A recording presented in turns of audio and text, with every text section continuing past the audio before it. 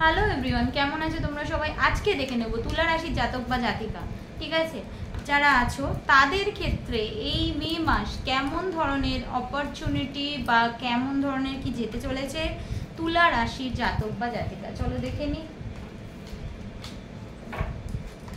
তুলা রাশির জাতক জাতিকার মে মাস কেমন যেতে চলেছে, সেই কি ধরনের এনার্জি থাকতে চলেছে সেটা দেখে নিই।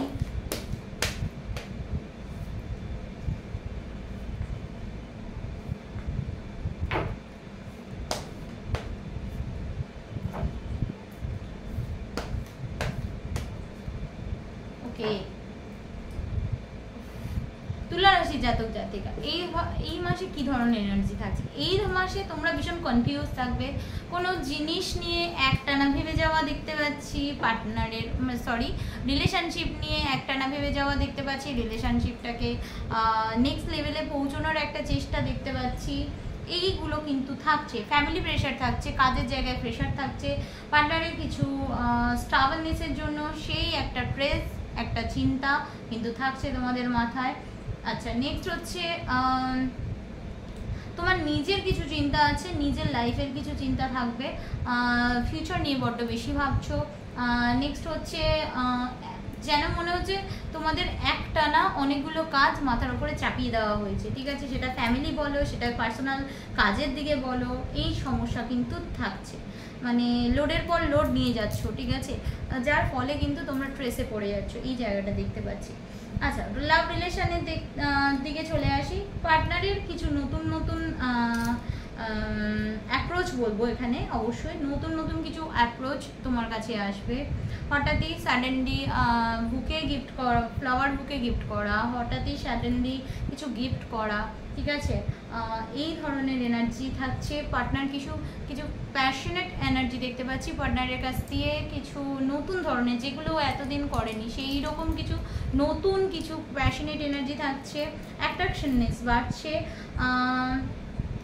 তোমরা রিলেশনশিপ নিয়ে যেটা এতদিন ধরে ছেড়ে দিয়েছিলে বা রিলেশনশিপটা তোমার কাছে বার্ডেন ফিল হয়েছিল, পার্টনারের কিছু এমন কিছু সাডেনলি কমিউনিকেশনস বা এমন কিছু অ্যাপ্রোচ তোমার কাছে আসবে যেটা কিন্তু নিউ লেভেলে নিয়ে যাওয়ার একটা সম্ভাবনা কিন্তু তৈরি হচ্ছে। যেটা তোমরা সারেন্ডার করে দিয়েছিল ইউনিভার্সের কাছে, যেটা চেয়েছিলে যে ভগবান যা করার করে নেবে, আমার এখানে বলার দরকার নেই। তো সেই জায়গাটা থেকে কিন্তু একটা দরজা দেখতে পাচ্ছি, মানে সেই জায়গাটা কিন্তু খুলে যাচ্ছে। দরজাটা এতদিন ধরে যে দরজাটা বন্ধ ছিল সেই জায়গাটা কিন্তু ওপেন হয়ে যাচ্ছে। ওকে, তো নেক্সট আসি কোনো একটা নতুন জব অফার, কোনো একটা নতুন অ্যাপ্রোচ, সেটা কোনো কারোর মাধ্যমে হবে।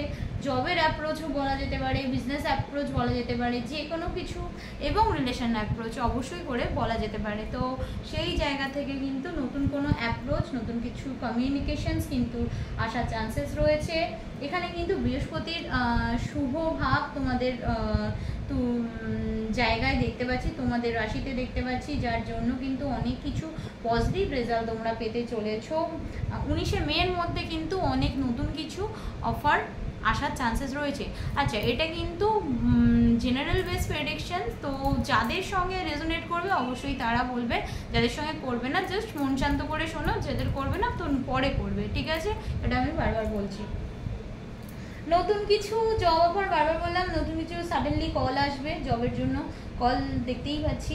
নো কন্ট্যাক্ট রিলেশনশিপে কন্ট্যাক্ট হওয়ার চান্সেস, তোমাদের ম্যানিফেস্টেশন ফুলফিল হওয়ার চান্সেস দেখতেই পাচ্ছ।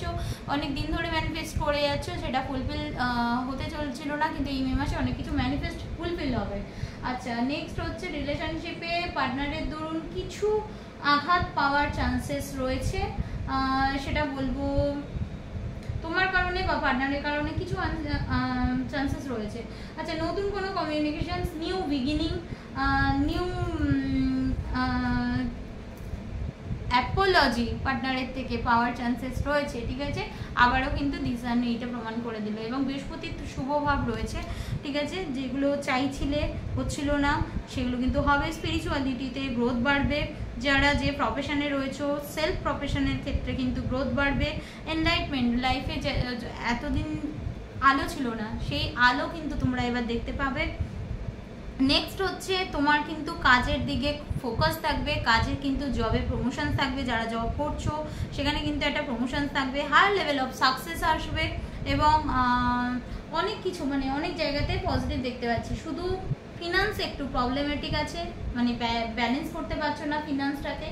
নেক্সট হচ্ছে হেলথ ওয়াইজ ঠান্ডা গরম লাগার চান্সেস এটা থাকছে, গ্যাস্ট্রিক প্রবলেম থাকছে। নেক্সট হচ্ছে